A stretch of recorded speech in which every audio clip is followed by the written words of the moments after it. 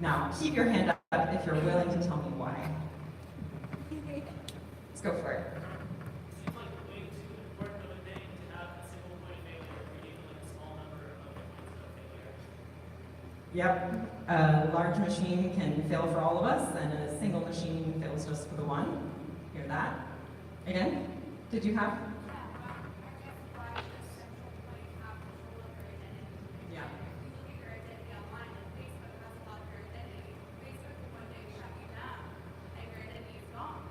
Absolutely. So if we rely on a central provider, then we rely on them to take care of us. And what happens when they fail or use our information to elect Trump in 2020? What can we do then? Anybody else?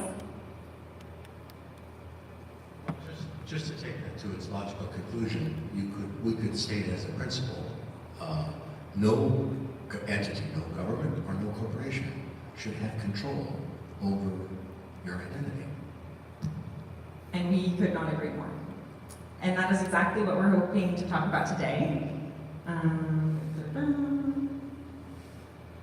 So, one of the reasons we talked about, the other one is also even simpler than that. We talk about usability. I checked my LastPass password manager before stepping onto the stage. I have 164 logins. Why? I don't know. I had 123 last week. What did I do between this week and last week? I mean, this is too many. Who here has more than 140? Yeah. Who here thinks they have more than 250? Yeah. More than 400? Okay, we have one. So, point being, we have a lot. So what do most of us do? We log in with Facebook. We log in with Google. And this creates what we've already discussed, these incredibly powerful centralized systems that are able to use our data to manipulate elections. We're involved in data breaches, hacks, scams all of the time. I'm not sure if you guys know about haveibeenpwned.com, but this is one of my favorite websites. I check it regularly just to discover I've been involved in yet another data breach.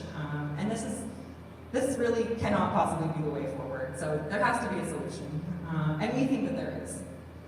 And this is what we call a self-sovereign identity, or a decentralized identity, that effectively would minimize the information that we share with companies and allows us, as the users, to be able to hold this information ourselves. So we use blockchain technology to power this, and Eugenia will tell us a little bit more about that in a second, to be able to share with a car rental company the fact that we are 16 years old and have a valid driver's license, not all of the information that comes with that. And this we think has got to be the way that identity is done going forward. And now we're going to talk about the 10 principles of self-sovereign identity. So what really differentiates this from the federated and login systems that we use today? And Eugenia will do that. Thank you for the great introduction as well. So for my part, I will quickly look at what we at Yolocom call self-sovereign identity, and in general what we perceive to be self-sovereign identity. Look at a quick demo of that in action. Go into some detail on how do we register this self-sovereign identity, so what does it mean to anchor one, and also talk about like the current areas of interest and what are we actually focusing on. So it's very difficult to arrive to like a concise canonical definition of what self-sovereign identity is that everyone will agree with, of course.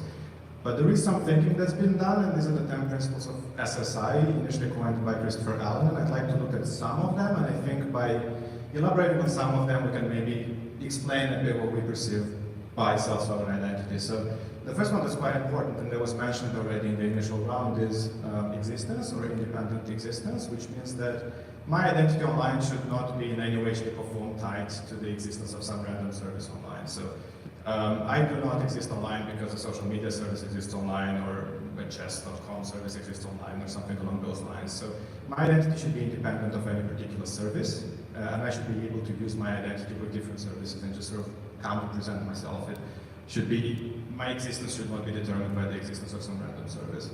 Another one that's quite important is control, which boils down to you should have full control over your identity. So that is quite vague, I guess. What that actually means is that you should be the ultimate authority that decides if your identity should be registered or created or referenced, when your identity should be updated and when your identity should be delisted. So that essentially means that if I would like to kind of create my digital identity, I should not go for some centralized service or authority or entity to have it added to some registry, and then if I would like to delete it, then I submit a request and I wait until they do that in their database, and hopefully they delete it from their database. So I should have full control over the existence of my identity, essentially, and I should also be the only person that can act on behalf of my identity. And this is normally achieved through cryptographic tools like asymmetric cryptography and digital signatures and such. Another thing that is incredibly important is transparency, and this boils down to open source, obviously. So I would say putting your private keys into stuff that's closed source is suboptimal, to say the least. Furthermore, it means, at least for us, open standards pretty much everywhere. So we use the DID specification, which is decentralized identifiers to model identities. Essentially, it defines a way to arrive at the decentralized identifier from a public-private key pair, and how you can anchor this identifier yourself without having to rely on some central authority to do it for you. So this is normally anchored on distributed systems, blockchain technology, or peer-to-peer networks. So there's a variety of ways to do this, and interoperability is in the spec as well. Furthermore, we use verifiable credentials as defined by the W3C for modeling signed statements that I make about someone else. So if I say that Ellie is my coworker, I essentially compose the statement, it is issued by me, and Ellie will be the subject, and then there's a cryptographic signature by me. And how is that actually structured? What is the data format? How is that normalized, serialized, and signed, and so on and so forth? So that's all defined by the W3C verifiable credential spec. So we try to be as open as we possibly can. I'll talk about this a little bit more in a further slide. Interoperability is incredibly important as well. So there are numerous companies working on this as well. So we are not the only ones working on sovereign identity. So there is Uport, Sovereign, Civic, Microsoft is getting involved as well. So there's a plethora of them, of course. And one of the design goals is to make sure that everything I can do with my Yolocom wallet, so if I go to some random service that supports authentication using SSI or DID off, I should be able to authenticate regardless of what wallet I use, and I should be able to receive credentials regardless of what wallet I use. So there should be no sort of idiosyncrasies that prevent me from doing this type of things. Most of us use similar standards, but that is not enough. So just relying on the same standards to model identities and information is not enough to achieve interoperability. The devil is normally in the details. And out of that, portability also arises to a certain extent, which means that if I'm tired of Yolocom, I should be able to just take my data and my keys and migrate to another wallet and just continue using my identity seamlessly. So I should not be siloed to one particular identity provider like Yolocom or another. So I should have full control over where I would like to take my digital identity. And I think for the next part, we have a brief demo of SSI in action, actually. So for this demo, I will look at exchanging some credentials with the service, so authenticating against the service, and then receiving some credentials from the service in return. So this is the example of accessing the swimming pool. So this is an actual pilot project we did as part of the blockchain on the move with the city of Antwerp. And this is integrated with an existing system, the A-loyalty system, which essentially is a kind of loyalty point system. So if you as a citizen go to public libraries and swimming pools and other things, you accumulate a number of points or checks or coupons, and then you can go to other services and you can redeem these perhaps for a free entrance. And normally you'd have a little physical card that has a number of it, or like an RFID chip or something like that, and that would be your A card. And what we did here is we just wrapped that kind of card number around with a verifiable credential, and we don't have to carry the physical card anymore. Instead we present the signed credential, and it's signed by the issuing authority, which is the A card identity. And services that use this or expect this credential, in this case the swimming pool, would say, okay, I want particularly this type of credential issued by this authority because this is the authority that I trust. And on the left here, you can see the wallet that we have developed. So this is also fully open source. I have a few credentials here already. So I can add credentials like my mobile phone number, for example, and this would be modeled as a self-issued credential. So this is me saying that my phone number is this, and it's signed by me, and you can either trust it or not. So I can also have credentials which are verified by third parties. So in this case, I have my A card number, and I also have a little demo ID card credential, actually. So none of these are actual ID cards. hope you like QR codes because we're going to see a lot of them. So I can continue with Yolocom here. Do the little, oh, okay, well. I can scan the QR code, and the information that is encoded in the QR code is essentially a signed statement that says, hi, this is my identity, what I want from you is this type of credential with these constraints. And the wallet can parse that, and then I have the credential locally on my wallet, so all credentials are on my device currently. And I can share this, so this is the A-card credential that I have from another issuer, so you can see the DID of the issuer. So DIDs are not meant to be human, I mean, you can read them, but they're not supposed to be human meaningful by any chance, so by any means. So normally you would associate some extra public information with them, like a public profile and other things, so that is in the works. But I can share my credential, which means that this signed statement will basically be sent to the service. And at this point, all of you who can speak Dutch can probably tell that this says, would you like to redeem one of your coupons for a free entrance? And if I say yes, then, well, I can continue and go ahead and swing. And there's a similar use case here with applying for a university course, and this shows a secondary aspect, which is how do I receive a credential from another issuer, another authority. So here to begin with, I have to provide my ID card and a contact email address. And once I do these things, I can scan the next QR code to receive a proof of application, for example. And this could be used in a number of other use cases. But it boils down essentially to exchanging data, verified data for other verified data, and using this in various use cases.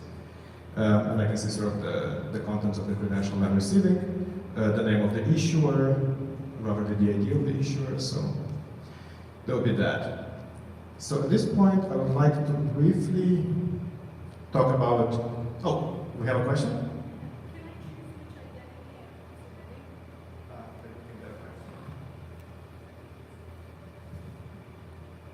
Can I choose which identity I'm submitting? Can I choose from among multiple identities? So it depends on what you define as an identity. So currently the way that we have implemented this and the way that the spec currently defines is that you have one canonical decentralized identifier, and that is who you are online. Currently, new specifications specs are emerging for pairwise anonymity and actually having a different identifier with every entity that you interact with. And that is the way to go, definitely. There are some difficulties related to how credentials are modeled, because if I present myself as Eugenio to a service and they issue me a credential to Eugenio, and then I go to some other service and I present myself as Bob, to have no correlation, then, oh. I have a work identity, right? So that it's me, but these are the credentials associated with exact work. Right, yeah.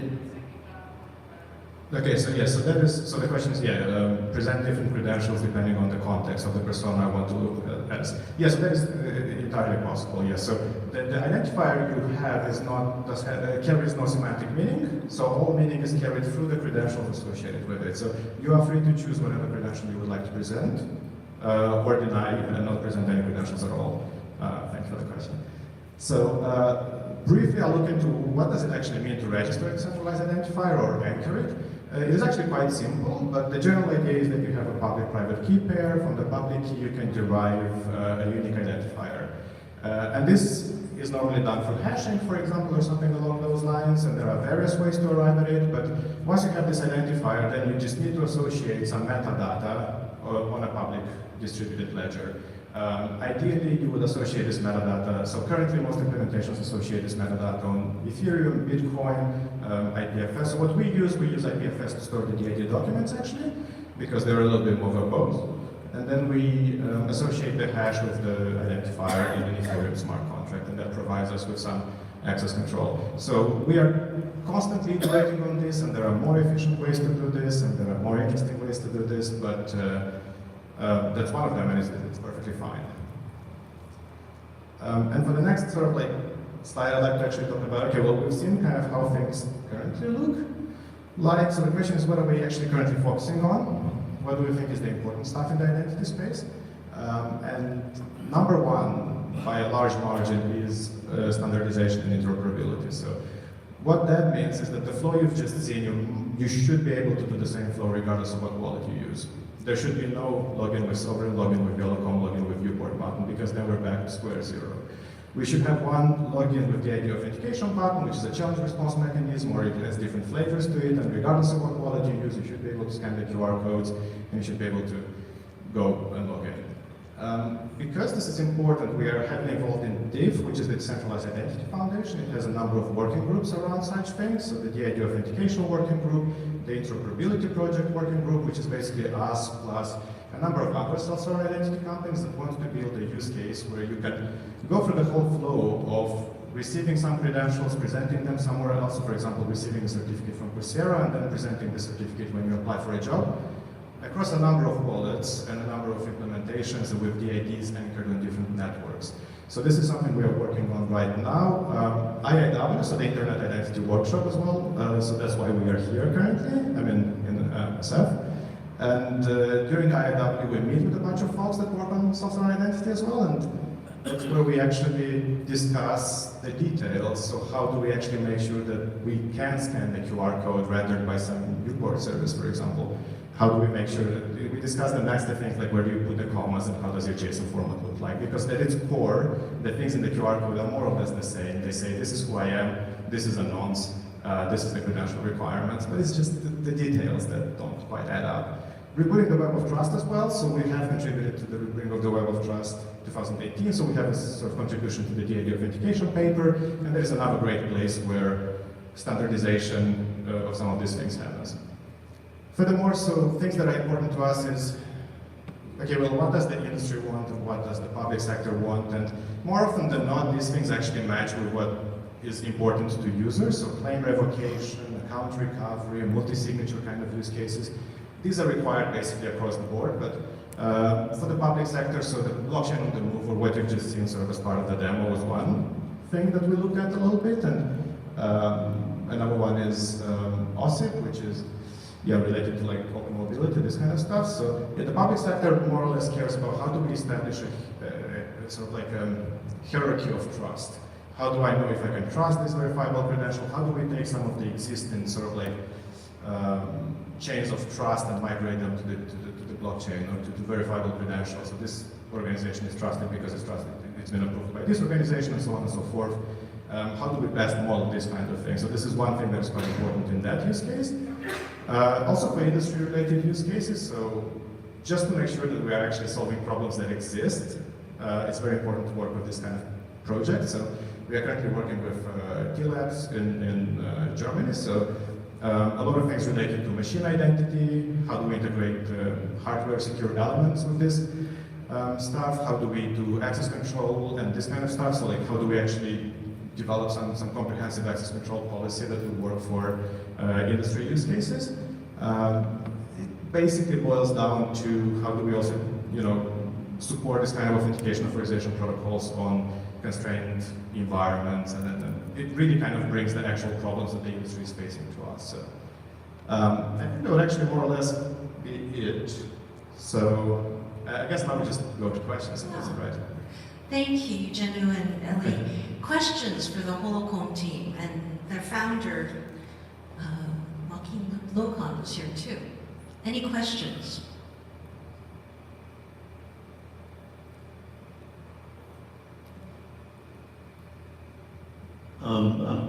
Is this an open source free software project, or is it a company, is there a business model? So this is fully open source, but the business model question pops up a lot. So currently there are a number of ways to think about like business models in the self-sovereign identity stuff. So the first way is tokenizing, like a lot of blockchain projects do ICOs and tokens and token flows, and you grab a little percentage of the various token flows. My opinion, and I think the opinion that a lot of people that work on self-sovereign identity as of now share, is that tokenizing stuff right now is really dangerous. And like we don't know enough, and we don't want to jump into that, and it's a kind of worms, and we might accidentally build something that is detrimental to our freedom. Being fully open source, it's quite difficult to impose, fees on various things. Someone can just fork and redeploy without the fees. So there are all of the normal hurdles. Currently, we Currently, we support ourselves by doing partnerships and collaborations with projects such as DLabs, blockchain on the move and such. And this for us is great sort of in two dimensions. Firstly, it allows us to develop our library, to develop our wallet, to actually improve our protocol and this kind of stuff, to actually make sure that we are solving problems, so we mature our products while we actually also get paid for it. And we address the requirements of the industry, but the requirements of the industry so happen to exactly match our backlog. Don't stream that, because they're not gonna like it. Just kidding. But as far as like a comprehensive long-term business model for self-sovereign identity, it's still an open question, so I would not make any strong statements right now. Yeah. I just wanted to add one quick thing as well that kind of differentiates YOLOCOM, which is that we're a purpose company, and this means that we actually are required legally to reinvest all of the profits of our company into the company, which means that at no point could we be bought out and co-opted by a centralized service. And this is a difficulty that I think many in the self-sovereign identity space may also have. Yeah, it essentially means we cannot give out equity in return for investment as well. So it's really limiting in some aspects, but it helps in others. You sort of alluded to this towards the end. What are the solutions you have in mind for protecting your identity when like the physical security of the device containing the wallet is breached, for instance? This is a question that pops up a lot in the IoT space also, so machine identities in general. So you don't want to store the private key on an SD card, of course. So like secure elements and secure enclaves to a certain extent work and help. Which means that, okay, so you have a chip that is capable of performing some cryptographic operations and the keys are there and you never get the keys out and you can just send a digest and it will cryptographically sign it for you.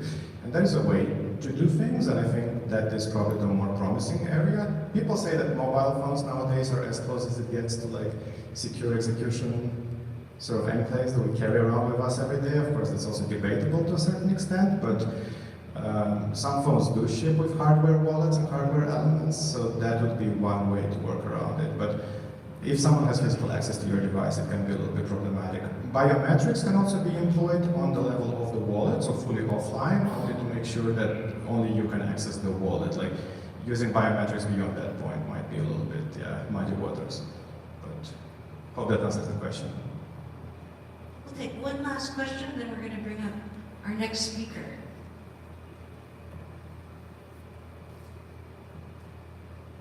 All right. So first I want to say I really like what you're doing. And my question is going to sound a bit like a devil's advocate question, but it's not meant to be. I checked at the start of your talk and I have 500 IDs apparently out there, so it sucks. But as of this talk, I'm going to have 501.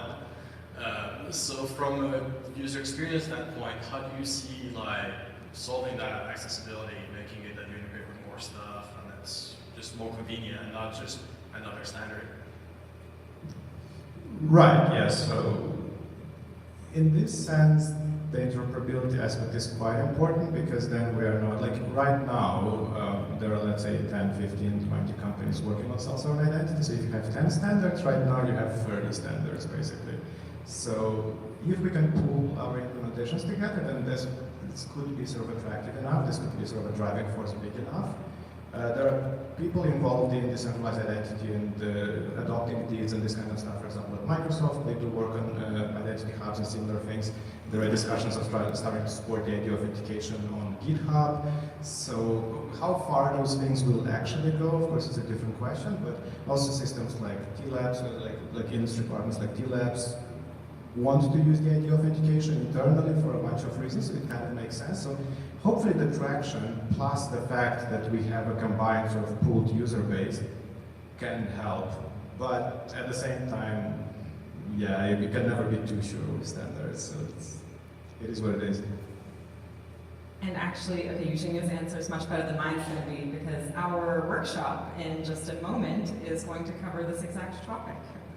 So we actually want to hear from you guys about what you think the barriers to market adoption will be, both from a usability standpoint and also from like a more broad political, socioeconomic standpoint. Like what's going to stop governments and businesses from actually adopting a self-sovereign identity. So, good segue. Thanks for the question. Let's give it up for the Holocom team. Holocom.io, on Twitter @GetHolocom. Thank you. And Mark, I'm going to have you come on up and get set up. Thank you so much. So our next speaker, we have had the pleasure of working with quite extensively because Mark is the founder of GUN, which is a decentralized database service. And we have been at the Internet Archiving, decentralizing our whole vast digital library. And we found that we really needed GUN to make that work. But Mark is not here to talk about GUN or ERA or any of the other things that he is known for. He is here to show you something brand new, a little bit of a hack, a little bit of an activist, free radical approach to taking back our own data. So without further ado, I want to turn it over to Mark Nadal, who's going to tell you about Privacy Party. Mark.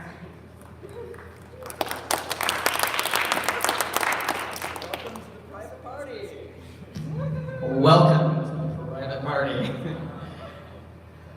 As Wendy said, I'm Mark Nadal, and I'm with ERA. A quick kind of back step before we jump into what the private party is all about. Our mission statement is to try and get 6.4 billion people ubiquitous decentralized internet access in the next decade. And we're setting our ambitions very high, such that when we fail, hopefully we'll at least gotten half those people or a quarter of those people online. So there's 7 layers to making decentralized internet ubiquitous to the world. And first starts with the software layer and making sure that net neutrality is enforced at the software layer, okay? So we can use cryptography to make sure that no matter who's relaying the data, whether it's running through traditional infrastructure, whether it's running through Wi-Fi peer, whether it's running through Amazon data center, that the packets going in and going out are end-to-end encrypted.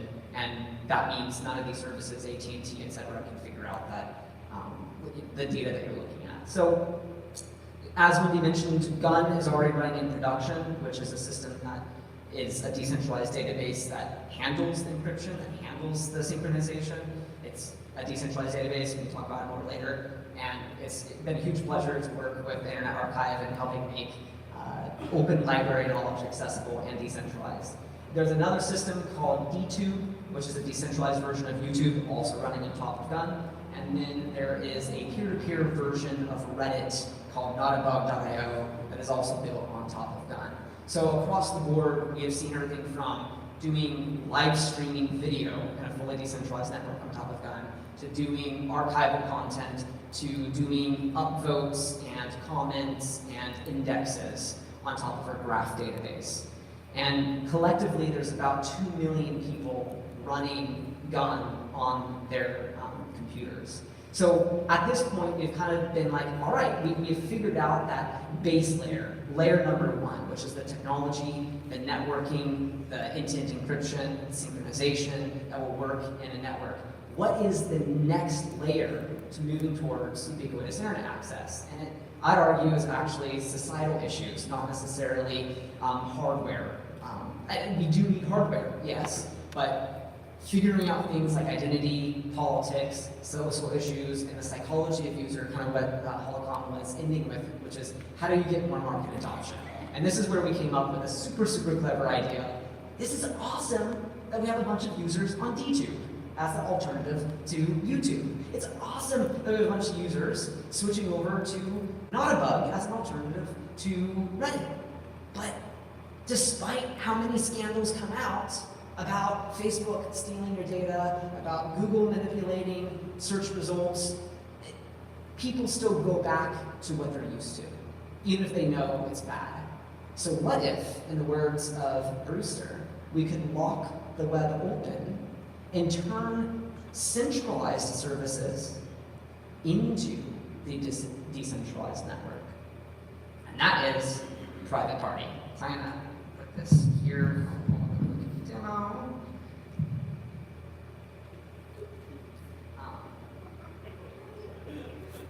So I have a browser. It's a browser extension you install. If you go to party.lol, there's a top level domain, .lol, party.lol. You download the extension, currently primarily works in Chrome and Brave. And now when I go over to Facebook, okay, and this works on any site, I'll show you a couple different demos, and I click, I get this little pop-up thing. So now I'm not gonna put my data into Facebook, I'm gonna put my data into Party, and this is totally awesome and going to be encrypted. I then hit the encrypt button, and it injects encrypted data into the Facebook field. Now I'm not gonna actually post that and spam my friends, I'm gonna go over to my chat room, I'll do a message here, so you can see what it looks like. Hello, I am streaming from Internet Archive right now.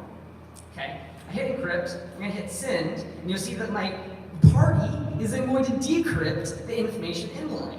Now, if I look at this page, okay, in incognito, it looks like to Facebook, and to Google, and to Microsoft, and to all the surveillance capitalism companies, an encrypted blog, right there. But when I have party, I'm inside of the private party, I'm in the underground music festival, and I can actually see the content as it comes in because party decrypts it. Well, whatever, spelling is butcher. So, boom, right? Oh wait, so it's doing more than just encrypting data. It's doing more than just taking GitHub. This works in email, it works in Facebook, it works across the board. Any centralized service, you can start putting your decentralized data inside of it. While this is happening, it's also indexing all of the data that you're posting, such that you own and have a copy of that data. That's not, it's a copy of it on Facebook, but then you also have a local copy of it. But it gets slightly cooler. That local copy, okay, is also, let me pull this up, taking the contact list that I've uploaded to Facebook, the contact list that I've uploaded to Gmail, the contact list that I have on Twitter, and pulling out my very own knowledge graph of all the data that I own, all the friends that I know across the board, okay? So now I can go and talk to Justin Burns or Veronica Take or Katie Hirsch separately from Facebook and Google and these other services. So as I'm browsing the web, it is indexing my own data that I'm pushing out in the contact list that I've shared. So let's get into a couple details of how that works. Back into the slides. So go download party.lol right now. Or listen to me explain the security model behind this so you know you're not installing malware. So first step number one is people are like, well, okay, once the data is decrypted, then Facebook can just go in and scrape the decrypted information, send it back up to the server. But no. Why? Because we're taking an iframe, injecting it into where the encrypted blob is, and the iframe has a source to the browser extension. So all browsers wind up respecting CORS, cross-origin domain, and so if Facebook or me or Google were to try and go in and do like .inner HTML on the decrypted data, they'd just get plain text because the CORS domain model would not let them access the iframe, which is showing the browser extension. But you, as a user, don't see that the iframe is there. So yes, the decrypted data is actually protected from Facebook or Google being able to reverse, being able to scrape it back out. Okay, so then there's the model of how the information is going in. Marty Malney is the first ever contributor to Satoshi on Bitcoin. He's on our team, and he realized one of the biggest problems with Bitcoin and sending money to somebody is you send money to a public key.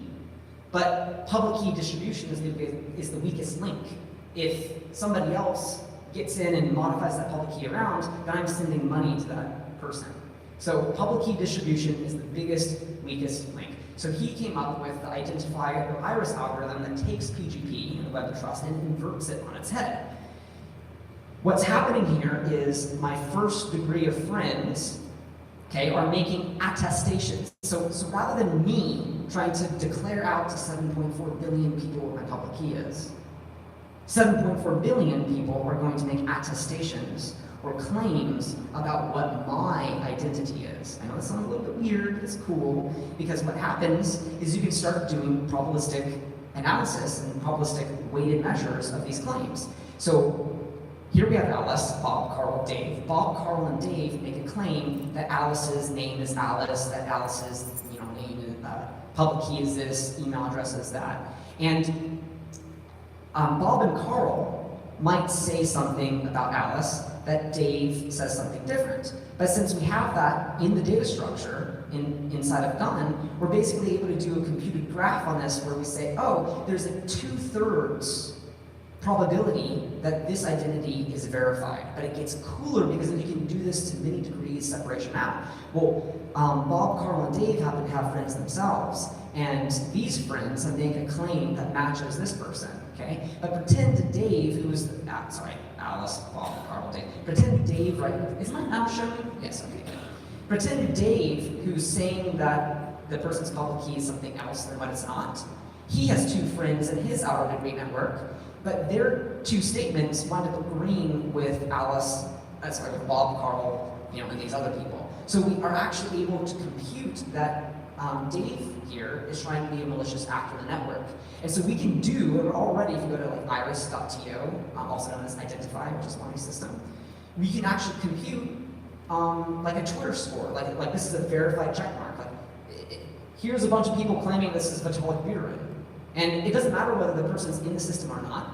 It doesn't matter whether they have a public key or not, because if you go back to this dashboard, okay, when I'm browsing Facebook, when I'm browsing Gmail, and I have my own contact lists, if it sees a party post, the public key is embedded inside of that party post. So now, party is going to attempt to associate the public key from that post with the corresponding Facebook ID, email address from Gmail, Twitter, and plain text name. So everybody who has party is creating their contact list of these claims that Kristen Marie is Kristen Marie, and in the case if there's a public key associated with it, matching.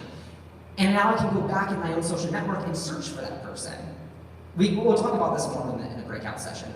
There's so many different implications of what you can do with it, and I'm just scratching the surface and trying to communicate the power of the tool here. All right, so the next piece is, okay, if I'm trying to do this encrypted key exchange with people, I go in and I type in, I want to talk to Mark, and the drop-down automatically shows from Identify the highest correspondent person with Mark, or let's say type in Vitalik, and it'll pop up with Vitalik. Alice and Bob. Bob is then going to make, so Mark will autocomplete to the public key that it has most verified. And this is, and then he's going to make a query out to the public key of data that corresponds to that, which is Alice's user graph. And on Alice's user graph, okay, so now Bob has his private key and knows Alice's public key, performs, looks up inside of Alice's user graph for Bob's public key, and that is a record of an access control list. So now Bob mixes his private key with Alice's public key to produce the Diffie-Hellman key. And then that's a joint AES key that is then used to decrypt a access control list on the ID of the post, okay?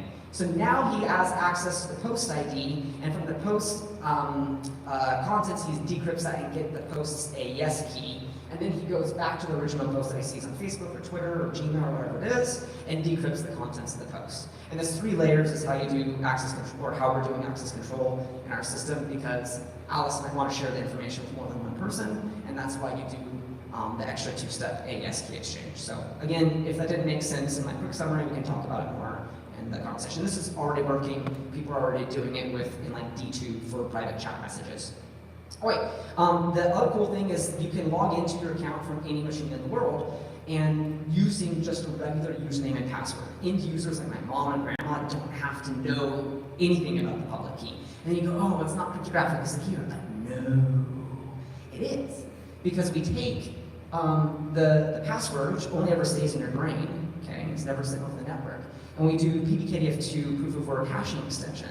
And that derives an AES decryption key to get access to your actual private keys. So now from any device in the world, you can just log in with a username and password. It's totally the same experience people are used to with Facebook, Google, and all these other services. It's cryptographically secure, and if a hacker were to try to come in, it would take them roughly 50 to 60 years to decrypt your private key by doing the proof of work guessing, because the proof of work with PBKDF2 is so rough.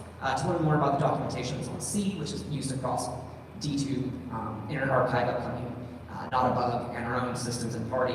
Check out the documentation. C is security, encryption, and authorization. That does all the cryptography stuff. And it's built on top of web crypto, but we'll have shims, sodium, and other things. All right, so one of the things I'm most excited about party is party mode. It's the secret agent mode, which is end-to-end encrypted. But sometimes I want to post on Reddit, sometimes I want to post on Twitter, sometimes I want to post on, like Facebook groups are effectively public. That message is not end-to-end encrypted. You generate a PDF2 proof of work, and you include the seed for that in the message that goes out. So now, these people, when they receive the message, do the proof of work to decrypt your message. So now any other person with party can decrypt your message. Ooh, but what if the NSA and Google and government install party? Ooh, okay, but this still works because Facebook gets over 10,000 posts per second. Each post takes roughly a half second to decrypt with the proof of work model. So if Facebook really wants to spy on their users, they would have to do over an hour of proof of work to spy on their users' data. They're better off mining Bitcoin than trying to mine the data of their own users. So come full circle back towards moving to bandwidth and getting internet access to everybody. If we can incentivize existing companies, rather than mining private data, to mine bandwidth and prove that they've provided a service, we can effectively turn all of the internet into your telecom bill, into your AT&T bill. So when you pay your bandwidth bill, sure, maybe 90% of that is still going to AT&T and for the hardware infrastructure. And then another big chunk of that is going to Facebook because you're addicted to Facebook all the time, and now at least Facebook can't spy on your data. The companies are rewarded for providing this relay rather than spying on your data, even if it's public data that you've posted in party mode. All right, and that then kind of comes to the conclusion here, which is if you want to help change and bring ubiquitous decentralized internet access to the world, and you're excited about the technology layer, but you want to help us kind of push forward into the second layer of identity and politics and psychology and societal issues, we think we have a good framework for getting people involved. And a big ask that if anybody here knows musicians or has crazy art experiments, people seem to care about music and art experiments. I wish they cared about privacy. But this is kind of our trick of how we're going to inject privacy into the world by using the addictions that people already have to Facebook and making Facebook and Google and Party a better experience. So please join the ride and come to the breakout session. Thanks so much. Time for just a few questions right now. If anyone wants to ask some overarching questions before the breakout.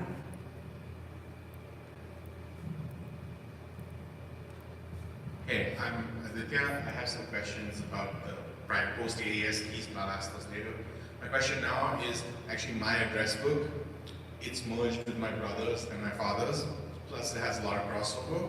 So I have like 10, 12,000 contacts in there, a solid like 3,000 or 4,000 which are just junk, like the random people's information merged back in. So how would a system like this, how can I be sure it won't penalize somebody like me for just signing up? Like I'm really malicious by the standard you showed.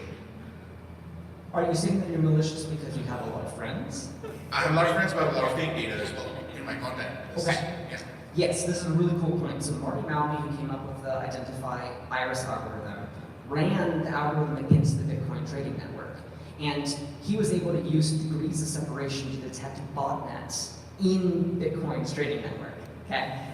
It turns out that in social psychology for the last century, you have about 6 degrees of separation, classically called the degrees of Kevin Bacon, from mail forwarding, that you can connect with any other person in the world by 6 degrees. Facebook did their own analysis recently, and it turns out across 2.3 billion people, you're actually only 3.5 degrees separated.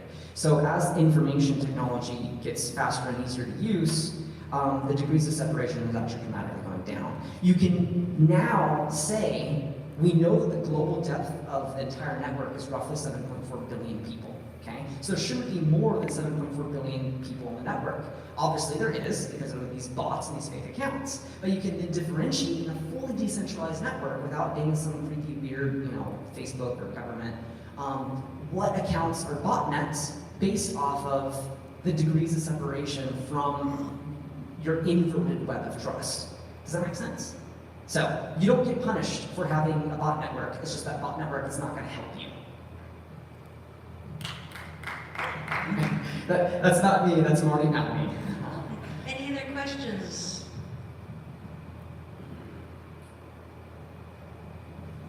Hey there, thanks. I don't know a ton about this, but it seems to me, like, I love the idea of the private party and the idea that my Facebook post can be encrypted and all of these great things, but it seems to me that the degrees of separation is actually where the richness of Facebook lies. Like, Facebook, I don't think cares really what I say or what I post about or what my friends post about. They care about who I tend to associate with and which posts I tend to like, even if they don't know what's in the body of those messages. And so I'm wondering, is your idea contingent upon the idea that encrypting that information is important, or do you think that these degrees of separation are something that we should be obfuscating better in order to kind of remove that surveillance capitalist structure that exists in those ad-based revenue models? Fantastic question.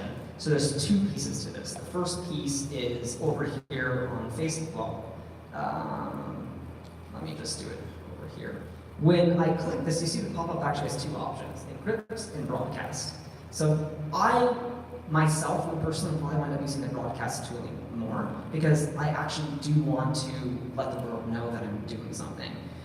So in no way does the tool restrict you to only using it for encryption or for privacy. We haven't rolled out the broadcast feature yet, but the tool will also help you in promoting your own band, your own startup, your own project. I don't know if that's quite getting at your question, but no, it's not restricted to just encryption. And then the second piece, and hopefully this answers it more directly, is the most important piece is now this contact list that I gave to Facebook, right? Like Facebook's own privacy policy says that they have a non-exclusive right to the data that I post to the network and my contact list. That's my data, okay? This is now fully portable. Any other gun-enabled application, okay, you could grant access to all of your social network information or reject access. This is portable in the sense that any other system can now access your data because it's there in your browser or there on your phone, whatever devices you're syncing with. So in one sense, it's actually trying to lock the web open where all the utility that I get from Facebook and from Gmail and from Google, now I can reuse on any other site. Maybe I don't want to, but it's really the key access is to my own data that I already have out there. Now I can use wherever I want. Does that answer the question? It helps. Okay. Well, we're going to wrap it up there, but thank you, Mark, for showing us a little bit of the future. And I'm going to ask Jackson to come on up. Thank you. Let's hear it for Mark and his privacy partner. While Jackson gets set up, I'll tell you a little bit about his organization. Many of you probably know Sir Tim Berners-Lee. He was, many people call him the father of the World Wide Web. And for a long time, he's been working on a better web. He himself said that the web that he created, along with other people, is broken, that there has to be a way for people to have control over their own data. So he has been working with a large group on something called Solid, which is a protocol. And about a year ago, 6 months ago, he launched his own company called Inrupt. And Jackson Morgan is here from Boston. He's a part of the Inrupt team, and he's going to tell you how Inrupt is taking the technology and the protocols of Solid to scale. So Jackson. Thanks, Wendy. Other than this wonderful introduction, how many people have heard of Solid before? Raise your hand. Whoa. Okay, how many of you people who raised your hand have heard of Solid, but it's just like, oh, that's something that Tim's doing, but I'm not necessarily super sure what it is. Oh, actually, a lot of people are kind of informed on it. Well, for those who aren't necessarily as informed about it, of course, as Wendy said, Tim had a vision for the web, but it didn't necessarily pan out. It was a vision for the web that was for everyone. This is a picture of the London Olympics, his message for the world. The internet, or the World Wide Web, is for everyone. But in reality, that's not necessarily the case. And there's a few constituents to the web that are kind of getting screwed over in our current model. First being users. Users obviously don't have possession of their data, and they're getting held hostage by their data. They can't move to different platforms because the current platforms that they have are the only ones that the data is on. Organizations, unless you're Facebook or Google, are also getting screwed over. A lot of times organizations don't necessarily need to have data storage as something integral to their business, and it's oftentimes very difficult to get the kind of data that you need to do on a day-to-day basis to run your organization, unless you have massive teams like Facebook does. And then finally developers, which I'm hoping there's a lot of developers in here. Developers are getting screwed over just because I really hate building integrations for everything. Why is everything siloed off? Why do I have to write new code to transfer everything to one another? So that's the world we live in. We have users and we have various networks, and your whole digital identity as a user is split up across all of these networks. What if instead we took Facebook and Amazon and we made your digital identity something that you owned? This is called a pod. A pod is a personal online data store. It's going to be the way that you are going to be able to store all of your information. And pods are interoperable, meaning that even if you have you want to use different applications, the data is still compatible with it. So we're going to do a little bit of a demo later on 2 chat apps that don't even need to know about each other's existence, but can still work together because all the data is interoperable. But in order to make this data interoperable, we're using linked data. Who knows about 5-star linked data? Woo! Yeah! I can see really waving in the back. For those of you who aren't familiar with 5-star linked data, it essentially is just a massive graph. And this graph can span the entire internet. So it's made up of triples, knowledge, like Justin knows John. A subject, Justin, a predicate, knows, and a object, John. You can model almost any kind of information this way. Another cool caveat to this is that you can distribute it through multiple systems. So let's say we have a pod that Justin owns, and it has this information in it. And we have another pod that's owned by someone else, and it has other information in it. They can work together because the data is linked. And the way that we keep this standardized is through vocabularies, which describe what kinds of features the data has, and through data shapes, which describe, it's a validation system for the structure of the data. And these are very widely used in a couple of different industries right now.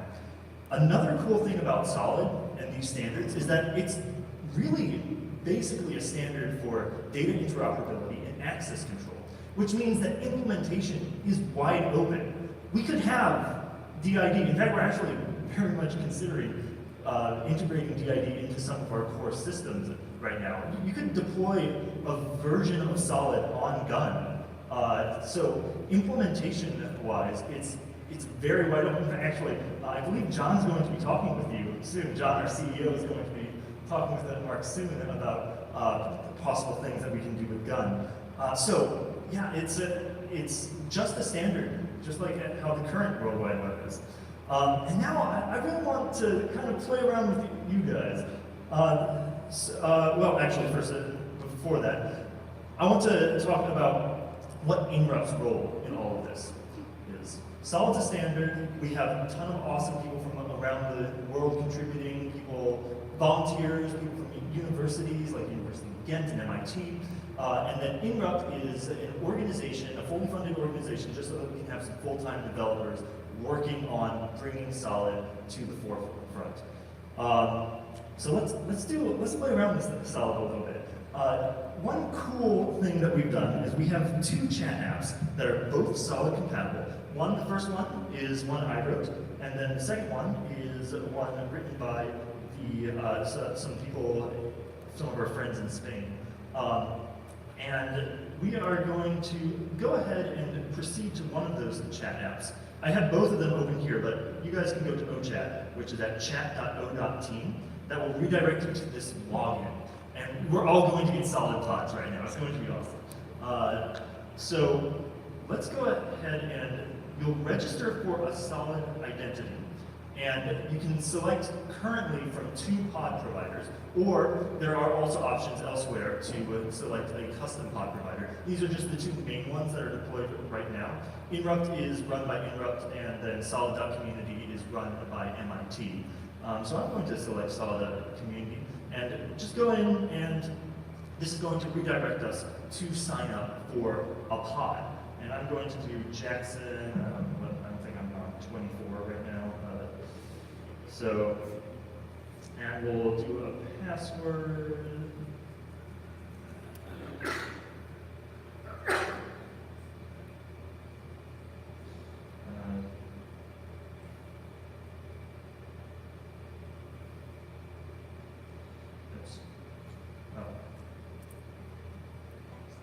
Yes, ma'am.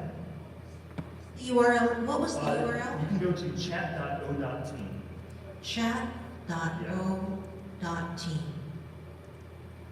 There we go. Cool. And this is going to sign you up for a pod.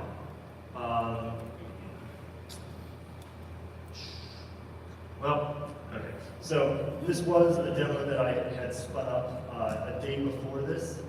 So if any one of you are experiencing that 404, I'm sorry about that. Okay, so that seems good. These demos are a little bit finicky, but if you are able to, then you'll be able to come here. You can either choose your provider or sign in with your web ID. I pick the provider to sign in with, and then sign in with all of your password and stuff here. And I want you guys to start chatting with me. Here's how you can chat. I have this one, which is interoperable.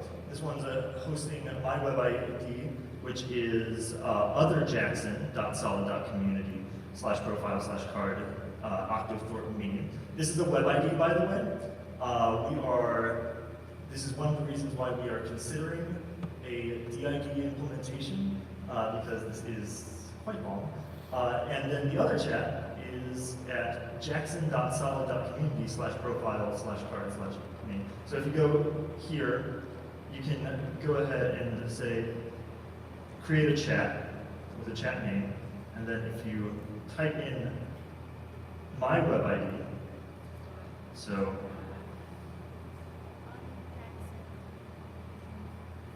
solid.community/profile/card octo-thornton, then this will create a chat, and you do need to type this in correctly for this demo to work. But yeah, now I have a chat over here that I can talk with this other chat application. Now keep in mind, this chat application, it's not necessary, it doesn't need to be the same application because all the data is interoperable. And if I chat here, then that will show up, oh, here's the chat. That will show up over here. even though both of these chat applications don't know about each other's existence. Speed-wise, you might think that this is running on at the speed of Solidity, but that's just because the implementation of these demos there's some new features in Solid that haven't been implemented in these demos that will speed it up. But has anyone been able to add a chat? I haven't gotten a chat from anyone else. Okay, the web ID is jackson.solid.community/profile/card.octothorpe.me. Let me blow this up a little bit more.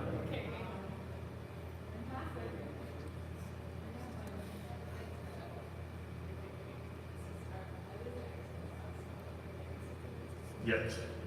We're going to get there.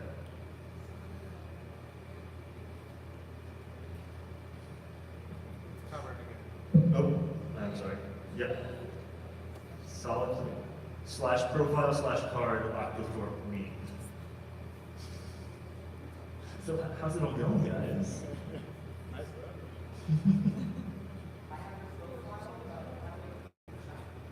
You can just click on the chat on the side, and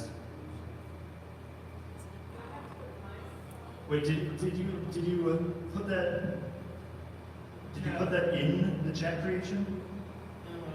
Okay. Well, it does work to a certain degree. So I'm logged in with my Solid ID, but so what do I put for my chat name? you can pick whatever you want. Well, that's what I did, but it just said error. Oh, that must have been, the web ID was typed in incorrectly. Well, Okay. obviously these chat apps were not designed to be from a usable perspective, but more from a working perspective. So when we do future demos, we'll build some more usable chat apps. But it does demonstrate the fact that data can be completely interoperable. And we are working on building servers that can truly represent any kind of data that you possibly want. And we want you to join us in building these systems. So here's how you can get involved. Number one, get a Solid pod. A lot of you have already done that. Number two, you can contribute to the Solid standards. We have it posted on GitHub. We also have the W3C working group for Solid. Join us on the Gitter chat. Build some apps. This is the absolute most important thing that you can be doing. We want to have apps for Solid so that we can, so the servers that we're working on can be serving something. Post those apps on our forum. We get super excited when people post apps to our forum. Post events like this one. We have events for Solid all around the world. Very important, Inrupt is hiring. So if you want to work with a bunch of really cool people and me, then you can come up to me. Tell me if you want to work. And come to our app making workshop. That's right after this. I know it's not as philosophical as the other ones. It's very much a hands-on app-making activity. So we'll walk through exactly how to build a Solid application. And to grease the gears a little bit, 5 lucky people will get a Solid t-shirt from going to the workshop. Yay! And everyone gets stickers. I've got a bunch of stickers, so if you like stickers, then come up to me. If you want to get in contact with me, you can get in contact with me on Twitter at @otherjackson or email me at jacksonm@inrupt.net. I am super excited to be helping to bring Solid to the world. We're in a very, very early stage right now, but we've got a bunch of hype around us. So I'm excited to, let's decentralize the web by centralizing it around the individual. Let's give it a big brave enough to do a live demo. Very, very brave. We have time for 1 or 2 questions. Thank you for the presentation. So I love Solid. I've been following it for about, I guess, 2.5 years, and I was responsible probably for like polluting the data box, I think, provided with Eugenio from 1 to like 500. Oh, you're the one who we had the terabytes of data. But the question is actually one of usability, of course. So I see also you allow users to easily onboard into Solid by getting a pod, like you did about Interrupt or Datadog previously. How do you envision sort of getting people to host their own servers? And furthermore, do you envision having a scenario where multiple people can share one Solid server? Is it designed with that in mind? So actually, it's already designed with in mind that people will host multiple pods on one server. These are called pod providers. So we anticipate that the average person isn't going to be bringing their own hardware into their house and running their own Solid server. We anticipate that there will be trustable organizations like the Internet Archive, wink wink, to help run certain solid pod providers. You say, I trust this organization, I trust the Internet Archive with my data, this is where I'm putting my pod. But because all the data is completely interoperable, if the Internet Archive suddenly gets bought by evil.corporation, then, for some reason, I don't know if that's even legal, but if they do, then you'll be able to 100% move all of your data over to some other thing that you think is good. Other questions? So there, that.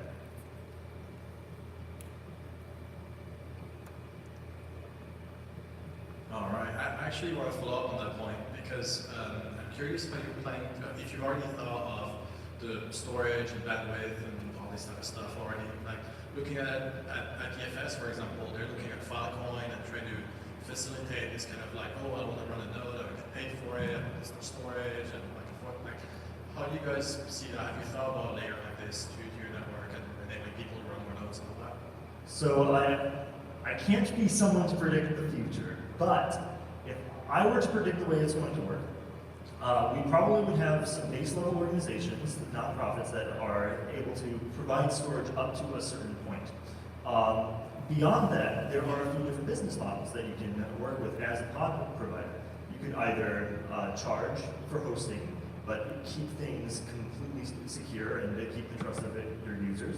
You could pay users to provide their data to you, so that it's not like a Facebook model where you have people are just providing data for free, but you're actually generating some monetary value out of it.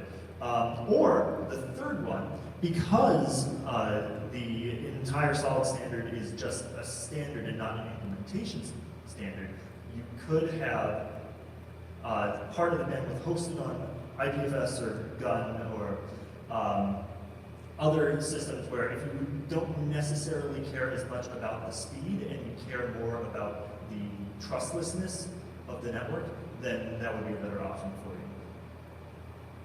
you. Let's give it up for Jackson Morgan, the most cheerful demo person I've ever seen. Jackson, I'm going to ask you to stand here. Actually, you could do me a favor, go to dwebcamp.org, and I want to get our other presenters to come back up to the stage, because they're going to tell you why you should go to their workshop. But before we do that, I'm wondering, we're going to turn on the lights and see if anyone has any announcements to make. Announcements. I think our friend Yoakum has an announcement.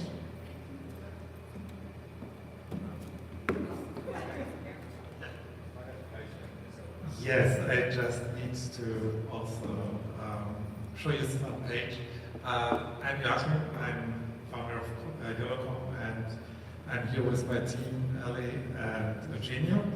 But I also, I'm very passionate about building community and see how we really can build something like the decentralized web together. And so here, I don't want to tell you about the webcams. This is like what Wendy is going to say. But what we see here today, like the Decentralized Web Meet Up San Francisco, it's also about building community, coming together and basically creating a space where we can show what we are working on and where we can share what we are thinking of how we can help each other and see how we can build this basically together. And so we have been thinking about, the Decentralized Web Summit was like a yearly event, and then you guys started like also to have these meetups just to have an opportunity for everyone to come together throughout the year. And this is like, I think, really a very critical part of what the DWeb Summit and now Camp is about. And so a couple of weeks ago, we also started the DWeb Berlin now. So it's a meetup basically where we invite and host projects. And if you would like to come to Berlin and present your project, or if you know about projects in Europe, whether it's Berlin or somewhere in Europe, we are really happy to host you and organize an event for you. Today there was just like, as we were at the Internet Identity Workshop, there was Heather, and she asked Ellie if she can host an event spontaneously. So Heather can present her Identity 101 book that she has been written lately. And so I'm really happy to see that it is growing slowly, and personal connection, and really meeting the community, and also get like this cultural connection between like different regions is like super important and valuable. And yeah, and the next meetup will be something very important, because decentralization,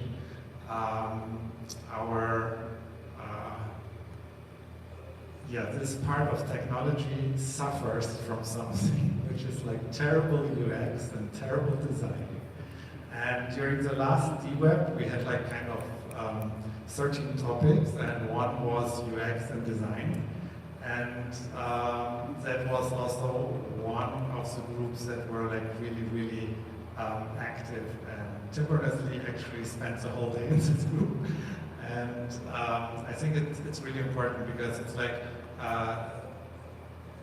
if we want to people to use our technology, it must be really also beautiful and functional. And so our next DWeb Meetup in Berlin will be about typography. And if you're around in Berlin, please come over. If you have friends in Berlin or in Europe, send them our way. And this maybe is a good point where we can also...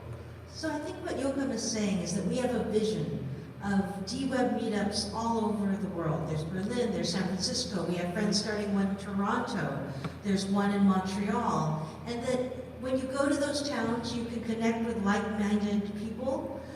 If you're coming to our town, you can do what Jackson did. Jackson said, hey, I want to give a workshop, Wendy. Can you pull something together so that I can bring Solid to the developers and the community of San Francisco? So we got him to come tonight. That soon we'll be working together wherever we are located. That's the vision. And can you get back up your website for me? We have another piece of that vision, which is called DWeb Camp. How many people have heard of DWeb Camp? How many people think they're going to go to DWeb Camp? Great.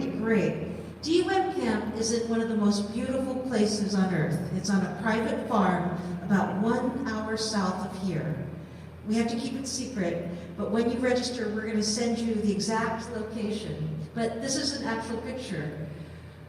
We're imagining that we'll bring 500 dreamers and builders, artists, activists, coders, politicians, policy people together to kind of hash through what it means to build the web that we want, the web that we deserve.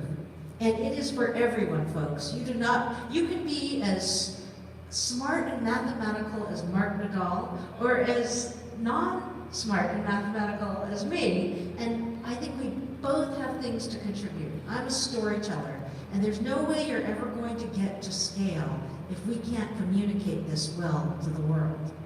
right? How some of you are designers.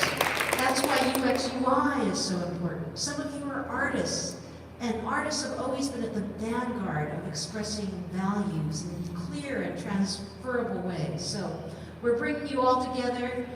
There's tents. You can camp. We'll cook together. We'll do projects of all stripes. I mean, people have come to us with so many interesting things already. Everything from wanting to build fire ceiling, which is basically a big propane ceiling under which you can have conversations, to, I don't know if Brian is still here, but Brian's going to bring a server. Oh, Brian is here. A server in which he helps to distribute academic literature and papers to everyone. This place doesn't have great internet connectivity though, so our friends in the mesh networks of Toronto and People's Open are laying down a whole mesh network throughout the farm so that you can start to build apps on top of the mesh and we can work offline together. It's basically a great big experiment, but I want to warn you, we've already sold a large percentage of our tickets, and I want you to go and get your ticket today so that, because we cannot go over the 500 number. Questions? Yes?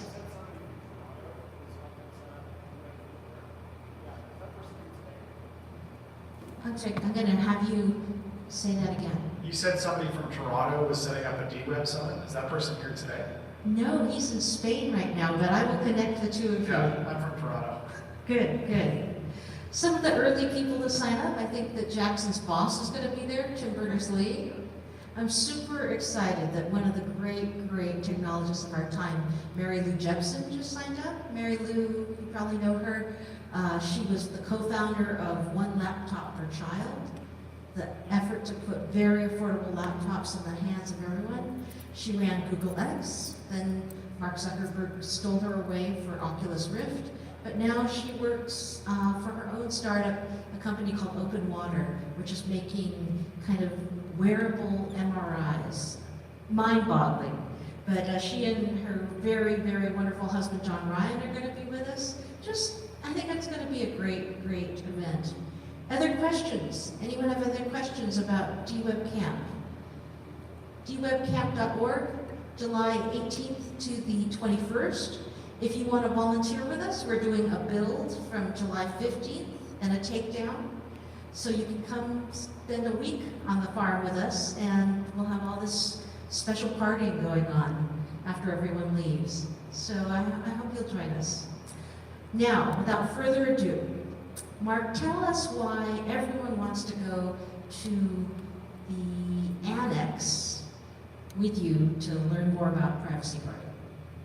First of all, you absolutely have to go to DWeb Camp. DWeb Summit was extraordinary. The amount of brilliance that gets pushed into the hallways during the DWeb Summit was incredible, because you try and go to a panel and then you're bumping into the brightest minds and just getting into conversations, and that's why they switched over to DWeb Camps. That way you can just literally be on a farm and chat with some of the most incredible people that are really pioneers. So, gotta go to it. First thing, in terms of going to the breakout session, I want to try and provide as much value add back on the table. We have a community of about 2 million people who is using Gun, and that's split across DTube and Nautabug and some services. But the more people that we can kind of get in, I want to be able to provide not only that network, because some of the biggest thing that I suffered was not having a voice. Right? And I feel like a lot of us in this room feel the same way, that we want to have a voice to talk to the world and share our cool projects and experiments, but then we try and share it with the world and just get shut down. So it's a small community, but hopefully I can provide that on the table to you, that if you come and get involved in our community, that you can get access to the other people in our network.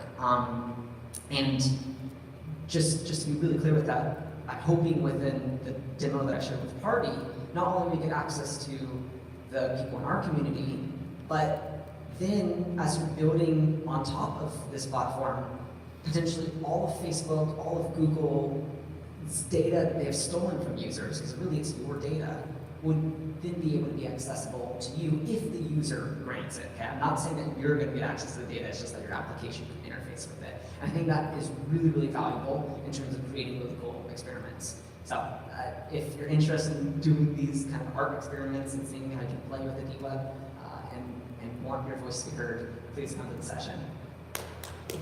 And would this be applicable for non-coders? I will explain algorithms of how Party works if people are interested in that, but we can jump into actual coding implementation. But for non-coders, we have a whole cartoon cryptography series that explains how decentralization, identity, and cryptography works. I'm more than happy to go over the high-level explanation using cartoons, but ideally we can try and focus the group towards discussing the algorithms if you have any questions, and actually figuring out how to get access to this audience and get your voice spread. Great. Okay, Jackson, tell us what you're going to do. All right, so Inrupt is devoted to creating very stable pods that can be deployed everywhere. But the network of Solid is more than just pods. We also need an entire network of new age apps to go on top of it. And imagine, step back, let's pretend it's 1980, and you had the premonition to think that the World Wide Web was going to become something huge. What would you do? Jump in and start building things before everyone else does. So I want to give you the tools to be able to start building solid apps now.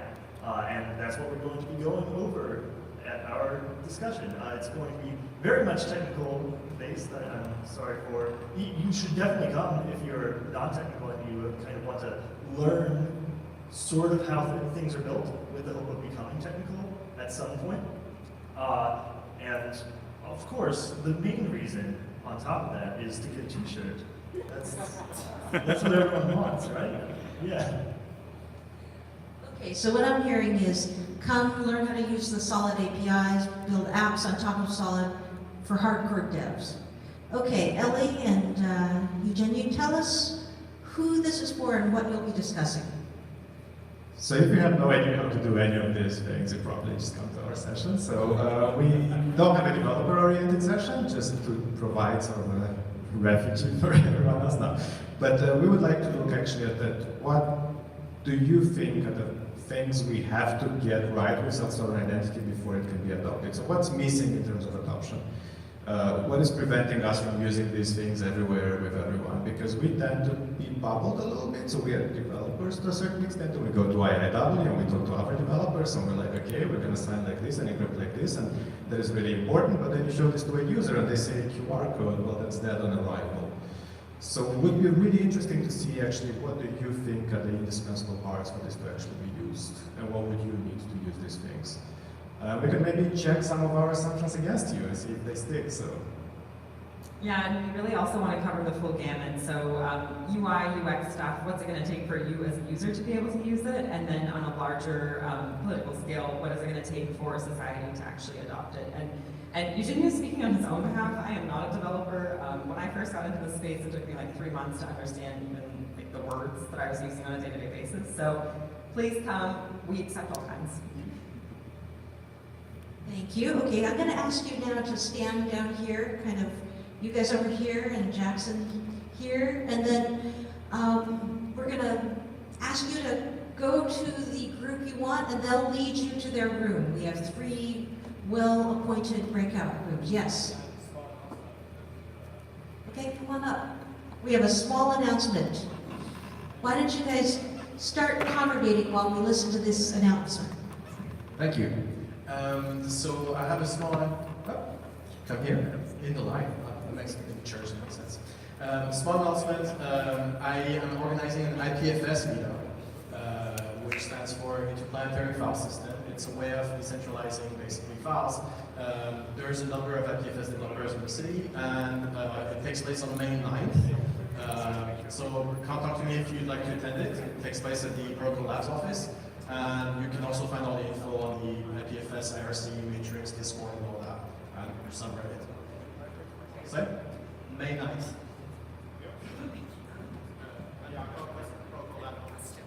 Okay. Okay, May 9th for IPFS Meetup. So you have rarely got the chance to talk to founders and people at the heart of things, showing you the future. Please find your leader and then follow them to their rooms. Thank you. And good night to our live stream audience.